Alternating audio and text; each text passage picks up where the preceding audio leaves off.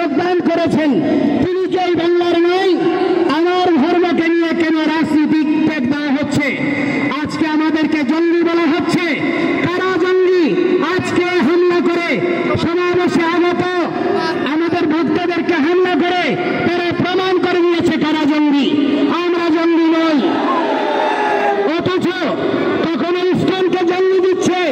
আরে ভাই, যেই দেশ জঙ্গি দমনের সারা পৃথিবীতে নেতৃত্ব দিচ্ছে, যেই দেশ এখনো তাদের সঙ্গে জঙ্গি দমনের সহায়ক চুক্তি করে আজকে তাদের সঙ্গে কাজ করছে, যদি জঙ্গি হয় সেই ইসলামের ভক্ত কি করে আমেরিকায় গোয়েন্দা বিভাগের প্রধানের দায়িত্ব নেয়? আজকে জাতিসংঘের প্রায় 9টি সংস্থায় ইসলাম কিভাবে কাজ করে? আজকে রাশিয়া, চায়না এরা একটা ভিন্ন মেরু, আমেরিকা, ইউরোপ একটা ভিন্ন মেরু। দুই মেরুতে ইসলাম কি করে সমান্তরাল ভাবে নিজের ধর্ম খ্রিস্টান আদর্শ প্রচার করে বিশ্বনন্দিত হচ্ছে। তাহলে ইউরোপ, আমেরিকা নয়, আরবীয় দেশগুলোতে ইসলাম গঠনমূলক ভূমিকার জন্য বিশ্বনন্দিত। দালাই লামা থেকে শুরু করে আপনার নেলসন ম্যান্ডেলা ফাউন্ডেশন থেকে শুরু করে পৃথিবীর সমস্ত সাম্প্রদায়িক জনগোষ্ঠী এবং তার প্রতিনিধিত্বকারীরা আজকে ইসলামের কার্যক্রমকে প্রশংসা করছে। আর এই বাংলাদেশে তাকে জঙ্গি, সন্ত্রাসী, ধর্মান্ধ প্রতিষ্ঠা করার প্রচেষ্টা করছে। আমরা কি কোনো কেউর ঘরে আগুন দিয়েছি? আমরা কি কেউর ঘরে আগুন দিয়েছি? আমরা কোনো মানুষকে হত্যা করেছি? আমরা কেউর জায়গা দখল করেছি? আমাদের জায়গায় আমাদের সম্পত্তি আমরা উদ্ধার করতে গিয়ে আজকে আমাদেরকে বহির্দস্যু তকমা দেওয়া হচ্ছে। বাংলাদেশ সরকার অর্পিত সম্পত্তির নামে আপনার কর খোয়া করে অধিকাংশ সম্পত্তি স্থায়ী খাস করে নিয়েছে। কোন মুসলমানের কোন সম্পত্তিকে খাস করার দুঃসাহস দেখাতে পেরেছে? আজকে বাংলাদেশে অধিকাংশ শিক্ষা প্রতিষ্ঠানের জায়গার দাতা হচ্ছে হিন্দুরা, অথচ সেইখানে আজকে আমরা বাঞ্ছিত। আমাদের প্রার্থনা করার জায়গা নেই, পূজা করার জায়গা নেই। আজকে যেন আমরা অপরাধী, জেলখানায় যেভাবে বন্দী জেরাটের মধ্যে কয়েদিরা থাকে, ঠিক তদনুরূপ ভাবে আমাদের দেশে কারাগারের মধ্যে যেমন কয়েদি থাকে সেইভাবে আমরা ওই পাহারার ঘেরাটোপে পূজা করছি, পাহারার ঘেরাটোপে জীবনযাপন করছি। এইরকম আমরা অনিশ্চিত ভবিষ্যৎ চাই না। আমরা বাংলাদেশের বৃহৎ জনগোষ্ঠীর সঙ্গে একই সাথে অবস্থান করতে চাই, একসাথে চলতে চাই, একটি আদর্শিক বাংলাদেশ বিনির্মাণ করতে চাই। এই প্রচেষ্টাকে দুর্বলতা মনে করবেন না। আমি আপনাদের বক্তব্য দীর্ঘায়িত করব না। আমি আপনাদেরকে বলতে চাই, সারা পৃথিবীতে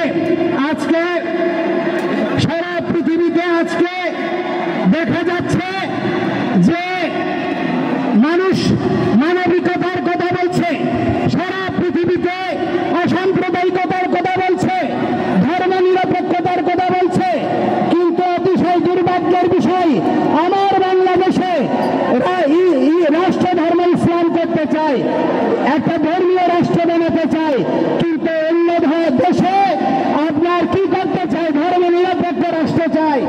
এইরকম বিচারিতা আমরা সহ্য করতে পারি না। রাষ্ট্রের 4টা মূলনীতি অক্ষুণ্ণ রেখে আমাদের সহাবস্থান সুনিশ্চিত করে যদি আপনারা এগিয়ে না যান, তাহলে এই রাষ্ট্র বিভক্ত হতেই থাকবে। আমি অনুরোধ করব, বাংলাদেশের স্বাধীনতার সময় থেকে এবং স্বাধীনতার পূর্ববর্তী হোসেন শহীদ সোহরাওয়ার্দী, মাওলানা ভাসানী, শেরে বাংলাকে ফজলুল হক, শেখ মুজিবুর রহমান, জিয়াউর রহমান থেকে শুরু করে সমস্ত ইতিহাস বীরদেরকে যথাযোগ্য মর্যাদা প্রদান করে একটি সংঘবদ্ধ এবং সুশৃঙ্খলিত ইতিহাসের দ্বারা একটা জাতি রাষ্ট্র বিনির্মাণ আবশ্যক। এই বিষয়ে আপনাদের সকলকে ভূমিকা রাখতে হবে। আজকে মিডিয়ার এখানে সকলের উপস্থিতি আমাদেরকে অনুপ্রাণিত করছে, এই জন্য আপনাদেরকে ধন্যবাদ জানাই। কিন্তু যে সমস্ত হলুদ মিডিয়া আমাদেরকে দলীয় পথ দেওয়ার জন্য, আমাদের আন্দোলনকে ভিন্ন খাতে প্রবাহিত করার জন্য প্রচেষ্টা করছেন, তাদেরকে আমরা বলতে চাই, ক্ষমতা চিরস্থায়ী নয়, ক্ষমতার পথ পরিবর্তন হবে। সেই সময় আপনাদের এই সুযোগ, এই